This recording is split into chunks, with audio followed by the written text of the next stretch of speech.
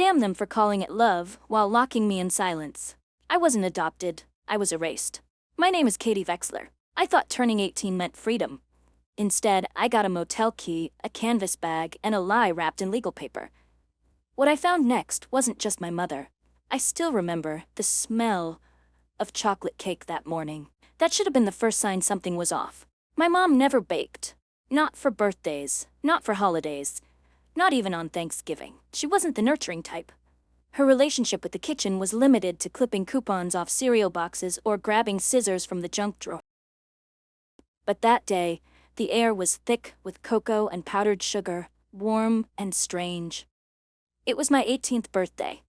I had just rolled out of bed, still in my faded gray pajamas, hair in a half-hearted bun, when I heard Dad call from the living room. His voice didn't carry the usual irritation or passive disapproval. It was something else, flat, cold. "Katie, come in here." There was no happy birthday, no fake cheer, just that tone. I walked in slowly, the hem of my shirt clenched in my fists, already feeling that something wasn't right. Dad was sitting in his usual leather chair, back straight, hands resting on his thighs like he was bracing for impact. Mom sat beside him, knees together, hands locked tight, eyes fixed on the floor. No candles, no balloons. Just silence, the kind that made your stomach clench before your brain caught up. I stood awkwardly by the door. "Is something wrong?" Mom looked up, then down again. Dad's voice broke the quiet. "Sit down." I obeyed. The last time he'd used that voice was when I shattered the dining room lamp in 6th grade. The same tightness was in his jaw now. But this time, I hadn't broken anything. Not yet. Mom cleared her throat. Her voice was stiff, like she'd rehearsed it a dozen times and still didn't believe in the words. "We wanted to talk to you. About where you came from." My pulse ticked up. "You were adopted." 3 words. Plain, brutal, mechanical. I didn't move, didn't blink, didn't breathe. I just stared at the carpet. There was a loose thread near the coffee table. I focused on it, anchoring myself so I wouldn't float out of the room. Dad added, voice void of warmth, "We brought you home when you were almost 3. Your birth mother couldn't take care of you. We did what we could." That was it. No arms wrapping around me, no apology, no explanation beyond those sterile facts. Mom exhaled and said, too casually, "It's time for you to start your own life now." Then Dad reached under his chair and pulled out a small canvas duffel. It hit the floor with a dull thud. "There's some cash inside.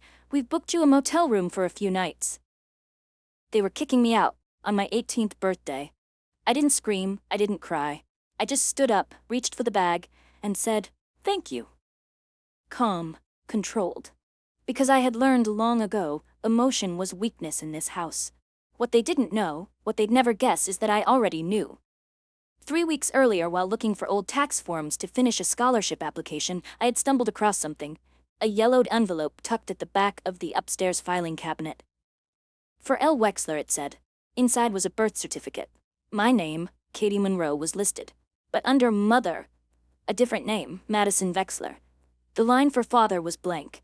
A name I had never heard before. A detail no one ever let slip. A truth carefully hidden behind the baked cake and dead stares. And yet, that morning, I felt a strange twist in my chest. Was it sadness or relief? They were pushing me out. And somehow, I was glad. But why did they wait until now? Why the cake? Why the silence? Why did part of me feel like they were trying to erase something or someone for good? The motel room smelled like bleach and something older, like wet carpet and regret. The curtains didn't close all the way, and I could hear traffic from the nearby highway hissing through the night. I lay on the stiff mattress, the canvas bag beside me on the floor. 2 outfits, some cash, a few old photos, that yellow envelope. The only thing in the world that felt like it belonged to me. I took it out again, even though I'd read it at least 20 times already. Madison Wexler. Who was she? Why had I never heard that name before? Why didn't my parents, no, the Monroes, ever tell me the truth? I didn't sleep that night. I kept staring at the ceiling, trying to convince myself I wasn't falling apart. The next morning, I did the only thing I could think to do. I walked to the city library. It was the only place that still felt real. The smell of old paper and dust, the hum of computers. A world where people whispered because they respected silence, not because they were hiding behind it. I sat at the farthest computer station, pulled my hoodie over my head, and typed in the name Madison Vexler. Nothing came up at first. No Facebook, no LinkedIn, no obituaries, just a few scattered mentions, mostly academic journals, dry and technical, behavioral neuroscience, clinical response to neuromodulation, that sort of thing. She was a researcher, a scientist. That surprised me. No one in the Monroe household had ever spoken a word about psychology, let alone neuroscience. Dad thought therapy was a scam. Mom once called mental health a fad. But Madison Vexler had published papers, co-authored reports. She wasn't invisible. Not yet. I dug deeper. Buried in archived news articles from nearly 2 decades ago, I found it. Lead specialist at Neurotherapy Institute alleges ethical violations. My heart skipped. The article was short, but it said enough. In 2004, Dr. Madison Vexler filed an internal complaint against the Harrow Institute for Integrated Mental Health. She accused the facility of conducting experimental treatments, deep behavior intervention trials on female patients without consent or proper oversight. A week after submitting the report, she was suspended. A month later, she was involuntarily committed to Maplewood Hills Psychiatric Facility. After that, nothing. No interviews, no rebuttals, no obituary, just vanished. I stared at the screen. Was this why they adopted me? Was I part of some quiet deal? Were the Monroes involved? I suddenly remembered a name I'd seen my dad write checks to, years ago. He'd said it was charity, the Vail Foundation. I typed it in, my blood turned cold. The Vail Foundation was one of the major financial backers of the Harrow Institute, the very place Madison tried to expose.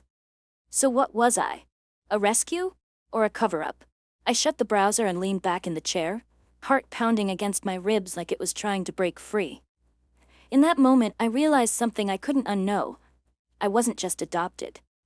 I was buried. And if I didn't start digging now, I might never find what they'd tried so hard to keep hidden. I spent the next 3 weeks moving like a ghost. Daytime was all phone calls and fake names. Nights were for public libraries, cracked screen computers, and black coffee gone cold beside my fingertips. I didn't go back to the motel. I couldn't stand the smell, the silence, or the cheap sympathy in the receptionist's eyes. Instead, I floated from corner cafes to late-night transit stations, following every thread Madison had left behind, tiny traces scattered across databases, archived message boards, and forums that looked like they hadn't been updated since the early 2000s. Some nights, I cried. Not because I was sad, because I was furious. They didn't just abandon me, they placed me into the arms of people who might have known exactly who she was, and what she'd tried to do. Who was I to them? A child? A secret? A threat? Each day, I peeled back one more layer, until one name kept appearing alongside Madison's.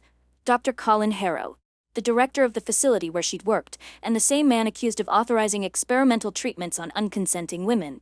One old journal article listed him as innovative, reclusive, and controversial. Another forum had a different word, untouchable. I started mapping names, dates, funding sources, until I found it again, the Vail Foundation. The same group Dad, Greg Monroe, had once written checks to, and then I found it, buried in a donor acknowledgement report from 2011. Gregory Monroe, Distinguished Benefactor, Vail Foundation, Special Recognition, Post-Recovery Support Programs. My lungs locked up. He wasn't just related to the people who ruined her. He funded them. He stood in a courtroom somewhere, smiled for a plaque, and shook hands with monsters. That's when I stopped feeling afraid and started planning. The next morning, I called the last known number for Maplewood Hills, even though I already knew it had shut down over a decade ago. Disconnected. But an anonymous blog post from a psychiatric care forum mentioned something odd. After Maplewood closed, high-risk cases were quietly transferred to a new place. They called it Clear Haven. I searched. No website, no public listing, but I found a mailing address. I took a deep breath, walked to a payphone outside a train station and dialed. Clear Haven Recovery, a woman answered. I didn't say hello. I just asked, do you have a patient named Madison Vexler? There was a pause, a long one. What is your relationship to Miss Vexler? I hesitated for less than a heartbeat. I'm her daughter. More silence. 10 seconds. 15. Then, you can visit, restricted hours only, and you'll have to sign a no recording agreement. I agreed without blinking. I didn't care if I had to crawl through a locked gate or walk in blindfolded. I would see her.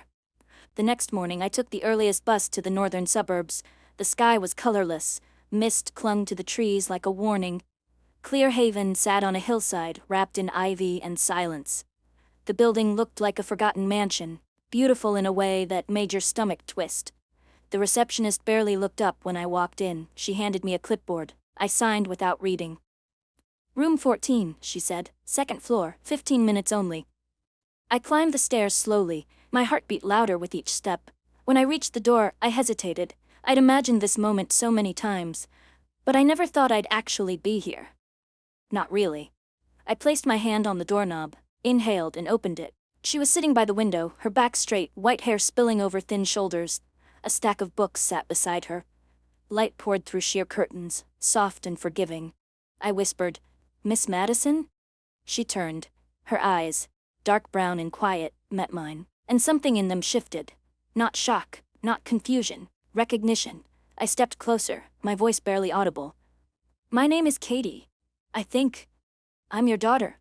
She blinked once, then said, voice trembling but sure, "I never forgot you." She didn't rush toward me, she didn't cry, but she looked at me like I was something she had memorized a long time ago, then lost in the dark. Her eyes welled, but the tears didn't fall, they just shimmered, like she was afraid blinking would make me vanish. "I remember," she whispered. "I never forgot." My throat tightened. For a moment, I forgot how to breathe. I sat down across from her, hands folded, trying not to shake. I reached into my bag and pulled out the envelope, the yellowed one with my birth certificate, the articles, the printed emails, the donor records. I laid them out slowly on the table between us. "I found everything," I said. "I know what they did to you. I know you didn't give me up. They took me." She stared at the papers in silence, lips slightly parted, then exhaled like something heavy had been loosened from her chest for the first time in 19 years. "They said I was paranoid, that I imagined things, but I knew too much." Her voice was low, controlled, but beneath it I could hear the echoes of what it must have cost to stay sane in a place designed to erase you. She leaned closer, more alive now than when I walked in. "They were running tests, unapproved drug trials, behavioral experiments on women with no guardians. I gathered records, notes, audio logs, internal memos. I sent it to the board." Her hands clenched. "A week later I was suspended. A month after that, they locked me away." I swallowed hard, bile rising at the back of my throat. "Greg Monroe," I said, "the man who adopted me. Was he involved?" She went still, then barely a nod. "He wasn't a doctor, he was a facilitator. He moved the money. Vale Foundation handled the paper trail." She paused, then looked me straight in the eye. "They adopted you, Katie, because you were living proof of what they tried to bury. They thought keeping you close would silence me forever." I gripped the edge of the table, hard. I wasn't a daughter. I was a lid on a coffin they hadn't nailed shut tight enough. Madison reached out, slow and unsure, as if asking permission. I let her take my hand. Her fingers were thin, cut, fragile, but warmer than any touch I remembered from the Monroes. We didn't say anything for a long time. Then she whispered, "Be careful. They still watch. People like Greg don't let go." A soft knock broke the moment. A nurse stood in the doorway, holding a clipboard. "Time's up." I turned back to Madison. "I'll come back," I said, "and I'll get you out of here." She didn't answer right away, just looked out the window, eyes flickering in the light like she was seeing her younger self in the glass. Then she turned back, lips barely moving. "Never trust anyone in a white coat." I nodded, fighting the urge to hug her, knowing too much had been taken for that gesture to come easy. As I left Clear Haven, the rain had started again. Not a storm, just enough to chill the bones. I pulled my hood up, stepped out onto the slick stone steps, and looked back once. The building behind me stood quiet, gray, and monstrous, but inside it now was a woman who had once been silenced. And outside of it, walking away for the first time on her own terms, was her daughter. I didn't have one anymore. Instead, I sat in the corner booth of an all-night diner 2 towns over, the kind with cracked leather seats and fluorescent lights that made everything look a little too real. My coat was still damp from the rain. The yellow envelope lay beside my coffee cup, a permanent fixture now, like a wound I refused to let scab over. I opened my notebook, every name, every date, every connection I'd uncovered. Greg Monroe, the Vale Foundation. Dr. Colin Harrow, Clear Haven, Madison Vexler, and me, Katie Monroe, the daughter hidden in plain sight. The next morning, I went back to the city library. Same desk, same machine, same hunger, but this time, I stopped searching what happened. I started searching who helped make it happen. That's when I found her. Judith Campbell, a former nurse at Maplewood Hills. Her name showed up on a now-defunct psychiatric care forum, buried deep in a thread titled, "The Ones Who Didn't Forget." An anonymous user had written, "JC saw everything. She stayed quiet for years, but she's still out there, Michigan." It took me 3 days to track down an address. A rusted P.O. box in rural Michigan. I took a risk and mailed her a letter. 3 sentences, 1 printed article, a copy of my birth certificate. No reply for a week. Then, one morning, an email popped up in my inbox. No subject line. No name. "You're not the first to look for her. Meet me, Larkspur Cafe. Back entrance, 10 a.m. Saturday. Come alone." I took the earliest bus. When I arrived, she was already there. Gray coat, sharp jawline, eyes like cold steel. She didn't waste time. "You're Madison's daughter." "Yes." I knew she'd survive. I didn't cry. Not this time. "I need proof," I said. "I don't want a story. I want a case." Judith opened her bag and slid a flash drive across the table. Patient records, internal reports, dosage logs, a video. Madison recorded it before they silenced her. I took it. Hands trembling. "Is it enough?" "No," she said, "but it's enough to make them panic." I left with the drive in one pocket and my notebook in the other. That night, I did what I never thought I would. I contacted a journalist, Mara Reyes, a former investigative reporter fired after trying to expose illegal drug trials tied to a corporate medical sponsor. Her blog was still active, barely. I sent one email. "I have video, internal records, a list of names, and the daughter of a woman they buried alive." She replied in under an hour. "Meet me, tomorrow, 7 p.m., 3rd floor, don't bring anyone." The next night, I stepped into a dust-covered office in an abandoned newsroom. She was there, messy bun, no makeup, laptop already running. She plugged in the drive, the screen flickered, and then, there she was, Madison. Strapped to a chair, pale, silent, her voice shaking as she answered a cold male voice asking about post-injection compliance. Mara leaned forward, her voice was barely a breath. "We have them." Then she turned to me. "You want to bring down a system like this? You don't hit once, you hit all at once. From every side. Hard, fast, loud." I nodded. "Let's burn it down." We didn't leak anything. Not yet. Mara was clear. "You don't pull the trigger until you've got them in the frame." So we planned. For 3 weeks straight, that dusty old newsroom became our war room. The walls were lined with printouts, photos, diagrams, maps, post-its with names, some underlined in red, some already crossed out. Judith joined us once a week, always quiet, always precise. She handed over voice memos, handwritten reports she'd smuggled out of Maplewood Hills years ago, and, most valuable of all, a scanned copy of an internal memo signed by Colin Harrow. It read, "Ensure subject MV is relocated immediately. Public instability poses reputational risk. Secure file on child, suppress distribution." Child, that was me. They hadn't just erased my mother, they documented it, institutionalized it, filed it away like a loose screw in a collapsing machine. Mara's eyes darkened when she read it. They buried this because they thought no one would come looking. "They were wrong," I said. She turned to me. "You understand what happens when we publish this? You'll be a target, publicly, legally, maybe even physically." I didn't hesitate. "My mother spent 19 years locked away for telling the truth. I'll risk 19 more to finish what she started." Mara smiled, just barely. But it was the first time I saw her believe we could actually win. We contacted 3 independent media partners, one for print, one for podcast, one for international syndication. Judith signed a sworn affidavit. Madison, still recovering, recorded a short audio message. Her voice was faint but clear. "They told me I was paranoid, they told me I was sick, but I was right." On April 12th, everything went live. The podcast dropped first, the file on MV, a serialized breakdown of whistleblower silencing in private psychiatric care. The article hit next, a long-form exposé titled "Adopted to Disappear: How a Daughter Became the Secret." The video was last.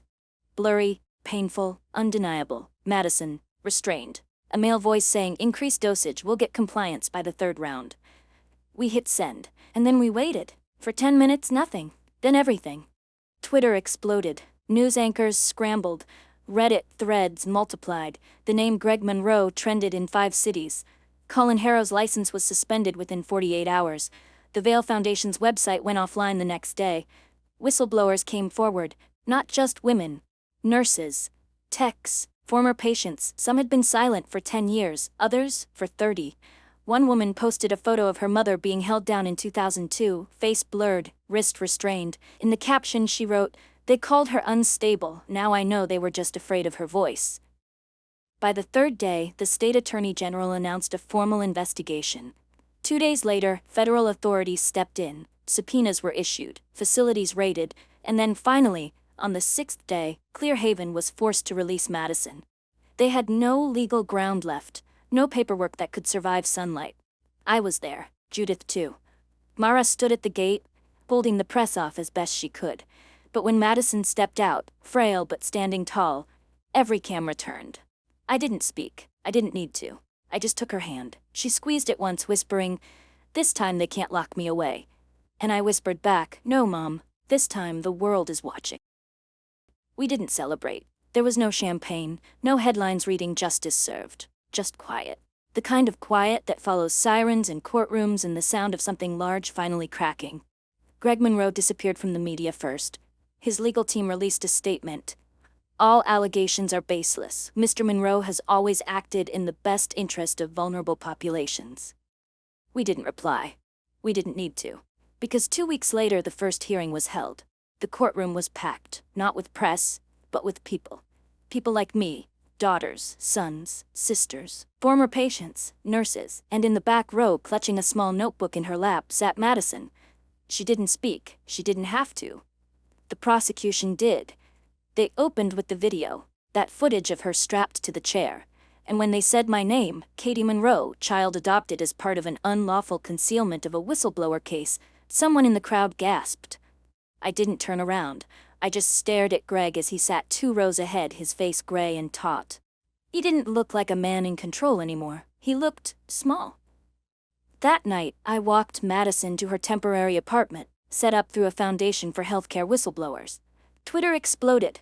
News anchors scrambled. Reddit threads multiplied. The name Greg Monroe trended in 5 cities. Colin Harrow's license was suspended within 48 hours. The Vail Foundation's website went offline the next day. Whistleblowers came forward, not just women, nurses, techs, former patients. Some had been silent for 10 years, others for 30.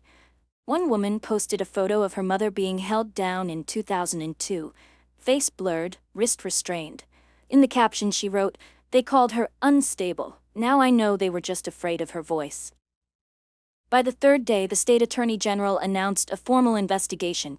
2 days later, federal authorities stepped in, subpoenas were issued, facilities raided, and then finally on the 6th day, Clear Haven was forced to release Madison. They had no legal ground left, no paperwork that could survive sunlight.